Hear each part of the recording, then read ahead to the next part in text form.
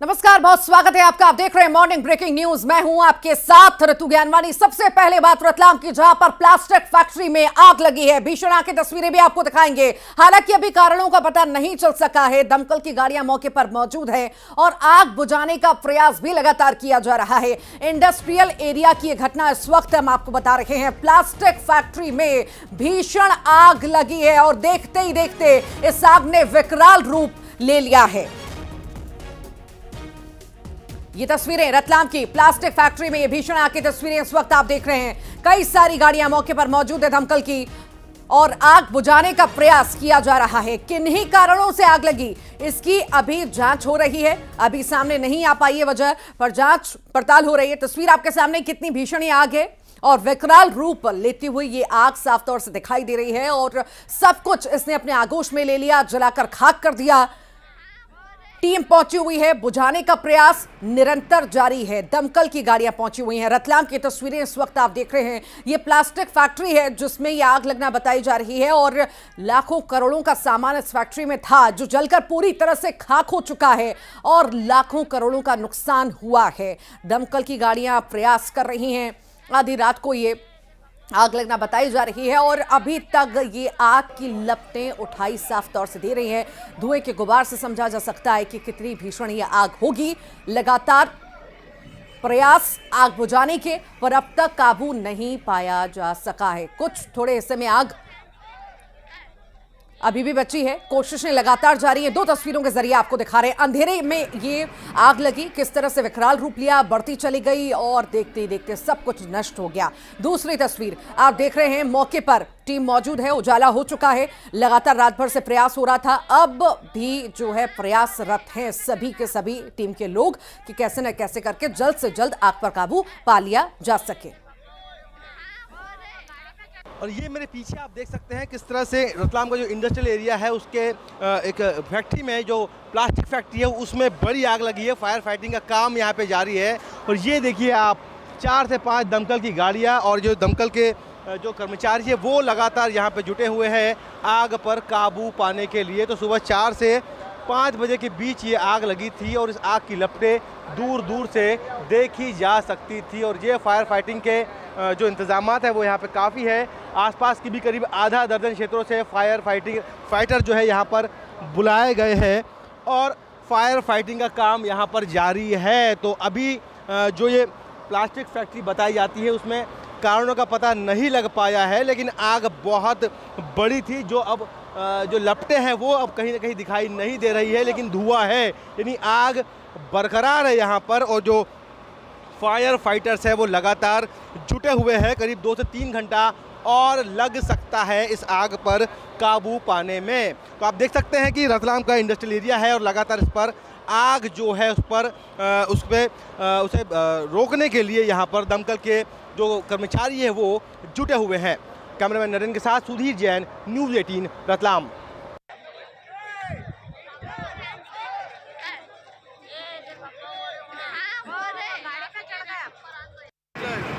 भीषण आग है, प्रयासरत हैं टीमें और कई सारी टीम जो है, गाड़ियां जो हैं पहुंच चुकी हैं। बुझाने का प्रयास किया जा रहा है पर अभी भी सफलता हाथ नहीं लग सकती है। अभी भी कड़ी मशक्कत करनी पड़ रही है फायर ब्रिगेड की टीम को। ये फैक्ट्री है, प्लास्टिक की फैक्ट्री है जिसमें आग लगी है। इंडस्ट्रियल एरिया है ये पूरा और कहीं ना कहीं इस आग की वजह से आसपास के मकान को भी इस आग ने अपने आगोश में ले लिया और वहां पर भी कई सारा नुकसान होना बताया जा रहा है। हालांकि कोशिशें टीम के द्वारा पूरी जारी हैं। लोगों को वहां से, जो उनके घर हैं वहां से उन्हें निकाला जा रहा है, खाली करवाए जा रहे हैं। घर की किसी भी तरह की हानि किसी को भी ना पहुंचे, जनहानि किसी तरह की इस बड़े हादसे में, इस बड़ी आग में ना हो।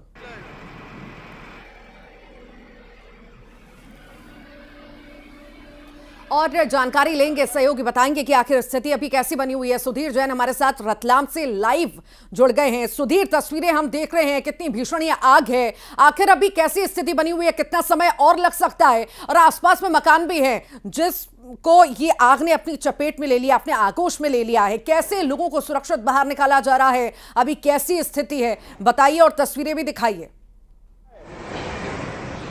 देखिए, आग पर लगभग काबू पाया गया है, जो फाइटिंग चल रहा है यहाँ पर अभी। और मैं आपको सीधे तस्वीरें दिखाता हूँ। यहाँ पे ये देखिए, करीब आधा दर्जन से ज़्यादा जो दमकल की गाड़ियाँ यहाँ पे पहुँची है। रतलाम के साथ ही नागदा, खाचरोद और आसपास की जितनी नगर परिषदें हैं, तो 10 से ज़्यादा जो है फायर फाइटर यहाँ पे मौजूद है। और ये देखिए, फायर फाइटिंग के जो फायर फाइटर्स है वो लगातार यहाँ पे फायर फाइटिंग का काम कर रहे हैं, आग पर काबू पाने का प्रयास कर रहे हैं। चूँकि सुबह 4 से 5 बजे के बीच का ये पूरा घटनाक्रम है और जो फैक्ट्री है ये इंडस्ट्रियल एरिया में मौजूद है। और जो आसपास के लोगों ने जैसे ही आग की लपटें देखी, उसके बाद जो है पुलिस को और दमकल को इस पूरे मामले की सूचना दी।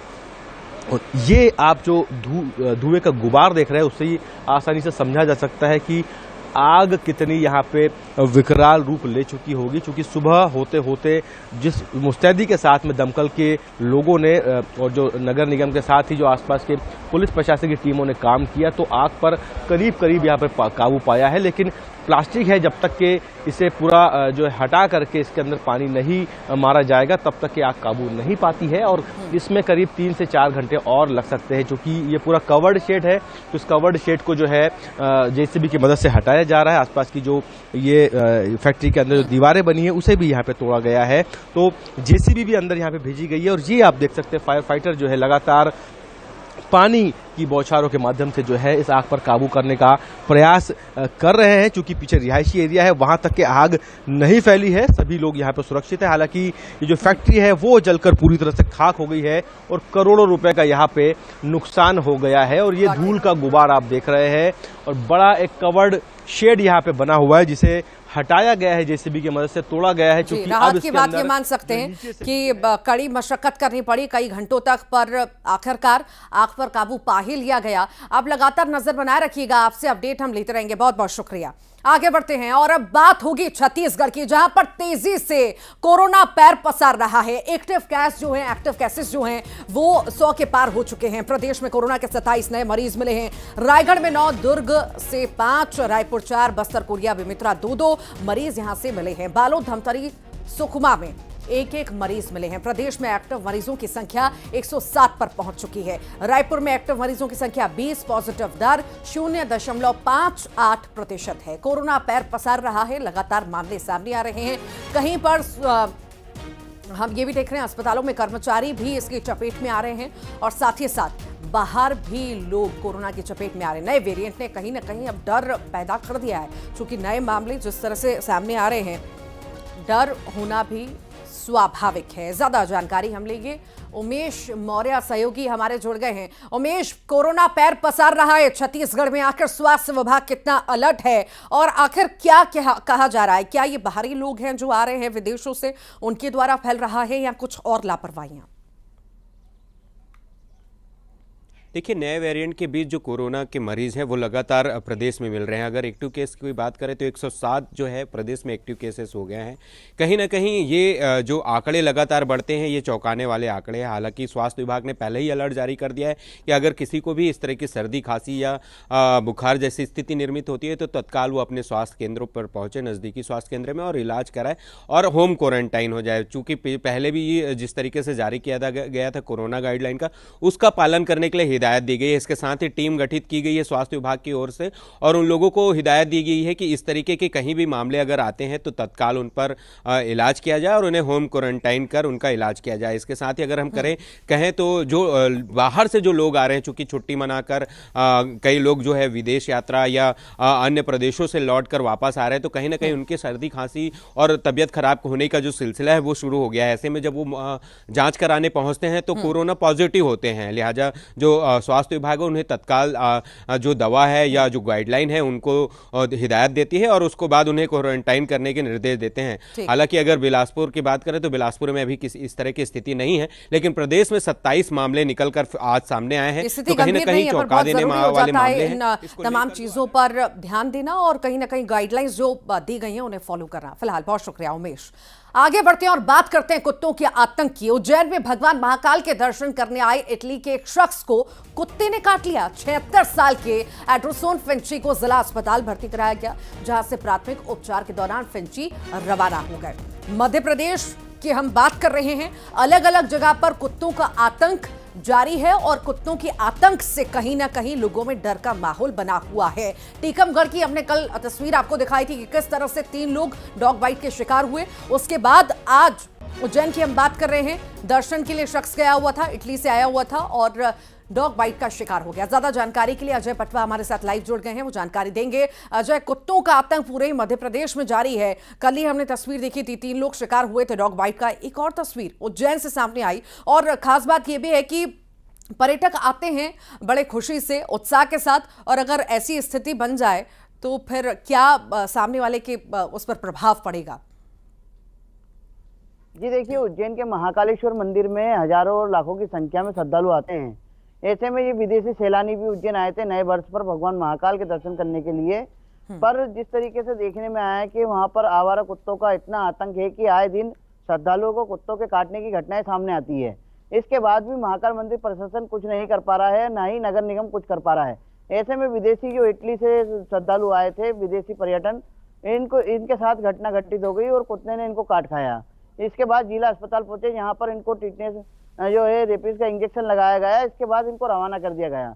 पर कहीं ना कहीं जिस तरीके से ये घटनाएं आ रही हैं, चिंताजनक वाली बात है, क्योंकि पर्यटन स्थलों पर जिस तरीके से ये डॉग आवारा तरीके से घूम रहे हैं और आम श्रद्धालुओं को जो निशाना बना रहे हैं, तो इससे जो है प्रशासन को भी चिंतित होना चाहिए और ऐसे लोगों में से आवारा डॉगों को पकड़ने की कार्रवाई करना चाहिए, ताकि जो महाकाल जैसे मंदिर में खुले में घूम रहे हैं कुत्ते और श्रद्धालुओं को अपना निशाना बना रहे हैं, तो ऐसे में चिंताजनक वाली बातें हैं कि जिस तरीके से जो लगातार केस सामने आ रहे हैं, ऐसे में इनको जो है प्रशासन को चिंतित होकर इस पर कार्रवाई करना चाहिए, तो ताकि जो समय पर जिस तरीके से जो डॉग हैं जो आवारा तरीके से घूम रहे हैं, इनको रोक लगाने के लिए कुछ ना कुछ प्रबंध करना पड़ेंगे। ठीक, बहुत शुक्रिया जानकारी को साझा करने के लिए अजय। चलिए आगे बढ़ते हैं और जिक्र करते हैं ग्वालियर क्या, जहां पर थाईलैंड में एनआरआई पति ने पत्नी को घर से निकाल दिया। 50 लाख रुपए न देने पर पत्नी को निकाल दिया घर से। ग्वालियर की लड़की है, लड़की से इस युवक की शादी हुई थी। 3 मई 2023 को यह शादी होना बताई जा रही है। थाईलैंड में रहने वाले भिंड निवासी से युवती की शादी हुई।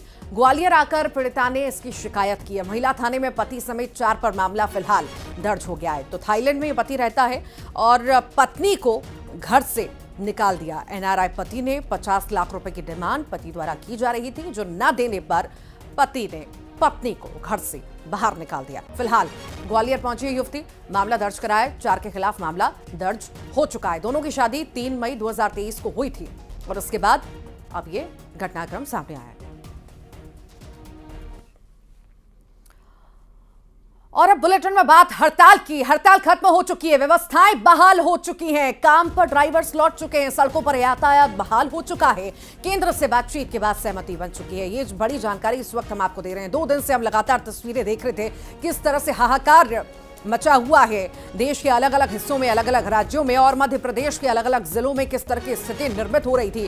कहीं पर कांच फोड़े जा रहे थे गाड़ियों के, कहीं पर पुलिस वालों से भी ड्राइवर्स ने मारपीट की, कहीं पर जूते चप्पलों की माला पहनाई।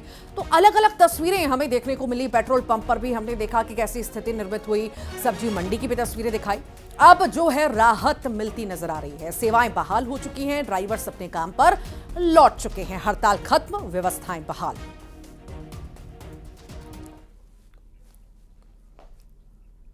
गुना हत्याकांड की अब बात कर लेते हैं, जहां पर बड़ी कार्रवाई देखने को मिली है। इस पूरे मामले में तत्कालीन आरटीओ और बाबू पर एफआईआर हुई है। बर्खास्त एसआई पर 30,000 रुपए का इनाम घोषित किया गया है। 2015 का यह पूरा मामला है, आपको बता दें। धरनावद में आत्माराम नाम के शख्स की हत्या हुई थी और एसआई रामवीर सिंह कुशवाहा ने लाश को ठिकाने भी लगाया था। आरोपी की कार का फर्जी तरीके से पंजीयन भी कराया गया था इसके द्वारा। आरोपी एसआई रामवीर सिंह फरार है लंबे समय से। डीजीपी ने अब इस पर इनाम घोषित कर दिया है। हत्याकांड की जांच, ये भी बता दें आपको, सीआईडी कर रही है और अब इस मामले में इनाम घोषित किया गया है आरोपी पर। धरनावदा चौकी पर आत्माराम पारदी हत्याकांड हुआ था और उसी मामले में आरोपी लंबे वक्त से फरार है। 2015 का ये पूरा मामला है। अब इस पूरे मामले में एक्शन मोड में प्रशासन दिख रहा है। इनाम घोषित किया गया है, 30,000 रुपए का इनाम इस आरोपी पर। बिलासपुर का जिक्र कर लेते हैं, जहां पर नाबालिग ने आत्महत्या कर ली। फंदे पर झूलकर अपनी जान दे दी है। ग्रीटिंग कार्ड के लिए पैसे नहीं मिलने से नाराज हो गए। 5वीं क्लास में ये बच्चा पढ़ता था, दादी के पास ये बच्चा रहता था। नाराज हो गया, पैसे उसे नहीं दिए गए दादी द्वारा, और इसी से नाराज होकर उसने अपनी जीवन लीला समाप्त कर दी। नाबालिग ने आत्महत्या की है। ग्रीटिंग बनाना था, उसको पैसे की जरूरत थी, पैसे नहीं मिले और अपनी जीवन लीला समाप्त कर ली। ज्यादा जानकारी के लिए उमेश मौर्य हमारे साथ जुड़ गए हैं। उमेश, नाबालिग बच्चे ने आत्महत्या कर ली है, सिर्फ पैसे नहीं दिए गए ग्रीटिंग कार्ड बनाने के लिए। देखिए रितु, नया वर्ष का दिन था और हर कोई अपने दोस्तों को ग्रीटिंग देता है। इस बच्चे ने भी अपने दादी से ग्रीटिंग कार्ड के लिए पैसे मांगे, जिससे दादी ने पैसे देने से मना किया, जिसके बाद ये बच्चा कमरे में गया और फांसी लगाकर आत्महत्या कर लिया। पूरा मामला जो है मसूरी विधानसभा क्षेत्र के पचपेड़ी थाना क्षेत्र के चिल्हाटी का है। फिलहाल पुलिस मर्ग कायम कर जांच कर रही है कि और क्या कुछ मामले हो सकते हैं, कि कोई दूसरा मामला तो नहीं है, इसको लेकर भी जांच कर रहे हैं। फिलहाल एक बड़ी घटना निकल कर सामने आई है। आप देखिए कि कितने छोटे छोटे बातों को लेकर जो बच्चे हैं वो इस तरह की घटनाओं को अंजाम दे देते हैं, अपनी जीवन लीला समाप्त कर देते हैं। तो कहीं ना कहीं ये सोचने का विषय है और इसको लेकर जन जागरूकता अभियान चलाने की जरूरत है जिला प्रशासन को, ताकि इस तरह की जो घटनाएं हो रही हैं उस पर कहीं ना कहीं अंकुश लगाया जा सके। ठीक, बहुत बहुत शुक्रिया जानकारी साझा करने के लिए उमेश। सूरजपुर की बात करते हैं, जहां पर युवक ने महिला आरक्षक पर मारपीट का आरोप लगाया है। दरअसल पूछताछ के नाम पर थाने में लाकर पिटाई करने का आरोप इस युवक द्वारा लगाया जा रहा है। थाने में लिखित शिकायत इसके द्वारा की गई है। झिलमिली थाना का यह पूरा मामला है। फिलहाल पुलिस पूरे मामले की जांच पड़ताल में जुटी हुई है। युवक से मारपीट, महिला पुलिसकर्मी पर आरोप युवक द्वारा।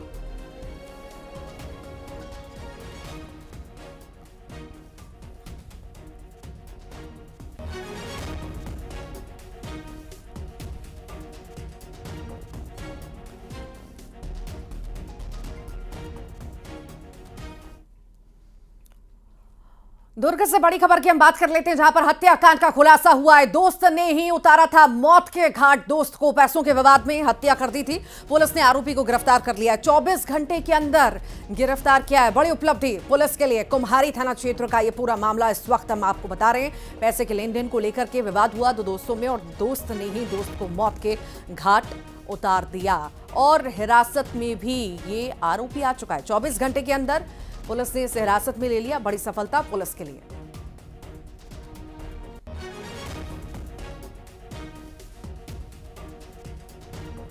दुर्ग में हत्याकांड हुआ, जिसका खुलासा पुलिस ने कर दिया है। दोस्त ने ही दोस्त को मौत के घाट उतारा था। पैसे के लेन देन को लेकर यह विवाद था। फिलहाल गिरफ्तारी हो चुकी है।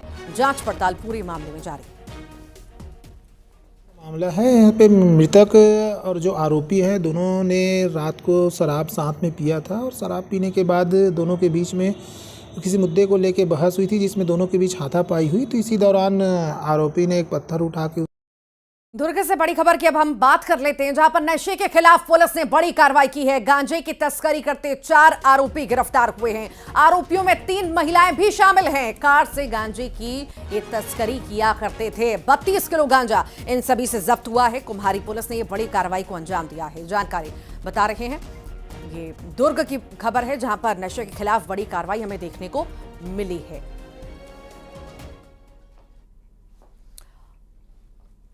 वो रात शराब के नशे में घर पहुंचता है। पत्नी खाने के लिए पूछती है। वो झल्लाता है क्योंकि उसके अंदर एक आग थी। पत्नी जितना उससे बात करने की कोशिश करती है, वो आग तेजी से धधक जाती है। पत्नी से विवाद करता है, लेकिन वो ऐसा क्यों कर रहा है? आखिर क्या चल रहा था उसके दिमाग में? कहीं उसके मन में किसी बात को लेकर शक तो नहीं? आखिर क्यों उसने पत्नी को मौत के घाट उतार दिया? क्यों खुद भी मौत को गले लगाने की कोशिश की? रिपोर्ट देखिए। ये पति नहीं दरिंदा है। कैरेक्टर पर शक, पत्नी को उतारा मौत के घाट, बच्चों का घोंटा गला, फिर की खुदकुशी की कोशिश, नहीं मरा तो पहुंच गया थाने।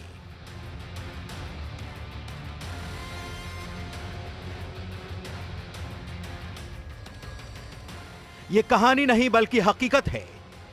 एक ऐसी हकीकत जिसे सुनकर कान सन्न रह जाएंगे। पूछेंगे कि क्या भला कोई ऐसा भी कर सकता है कैसे कोई इतना खौफनाक कदम उठा सकता है। दरअसल हुआ कुछ यूं कि बिलासपुर के रहने वाले उमेंद्र को अपनी पत्नी पर अवैध संबंध का शक था। वो इस आग में अंदर ही अंदर जल रहा था। उसके अंदर की आग धधक रही थी। वो इस बीच शराब के नशे में घर पहुंचता है। पत्नी खाने के लिए पूछती है। वो झल्लाता है और फिर पत्नी से विवाद करता है।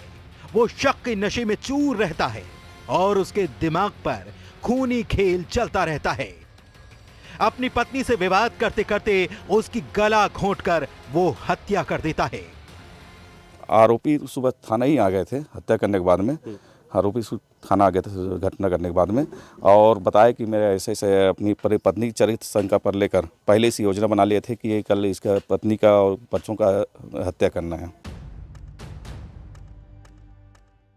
इतना ही नहीं, वो अपने तीनों बच्चों का भी गला घोंटकर उनकी जान ले लेता है। इसके बाद खुद भी फांसी लगाकर जान देने का प्रयास उसने किया, लेकिन रस्सी ही टूट गई। फिर मरने के लिए घर में कीटनाशक ढूंढा। जब कुछ नहीं मिला तो वो थाने पहुंच गया। वारदात के बाद देर रात करीब 2 बजे उमेंद्र थाने के बाहर रखी बेंच पर सो गया। उसे इस तरह से सोता देख पुलिस कर्मियों ने उठाया और पूछताछ की। जब उसने पत्नी और बच्चों की हत्या की बात बताई तो पुलिस भी सुनकर हैरान हो गई। ऐसे हल्का फुल्का समझौता हुए थे तो दोनों पक्षों को समझा दिए गए थे और दोनों पक्ष उस समय बहुत अच्छे थे। अब उसके बाद में इसके मन में क्या था कि अपने प्लानिंग क्या जमाए थे, ये जानकारी हम लोगों को नहीं है। पुलिस घटनास्थल पहुंची तो पत्नी के साथ ही उसकी बेटी खुशी, जिसकी उम्र महज 8 साल थी, निशा जो 4 साल की थी, और पवन की लाशें कमरे में पड़ी थीं। हत्या की खबर सुनते ही गांव में दहशत फैल गई। आरोपी ने पुलिस को बताया कि शादी के बाद से ही दोनों के बीच आए दिन विवाद होता रहता था। वो पत्नी और बच्चों को छोड़कर चला गया। जब 6 महीने बाद लौटा तो झगड़ा कम हुआ, लेकिन उसे पत्नी के चरित्र पर शक था और इस शक की आग में उसने अपनी पत्नी की हत्या कर दी।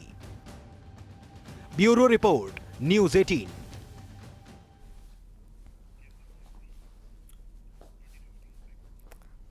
और आइए अब देखेंगे खबरों का 2020। रतलाम में प्लास्टिक फैक्ट्री में आग। इंडस्ट्री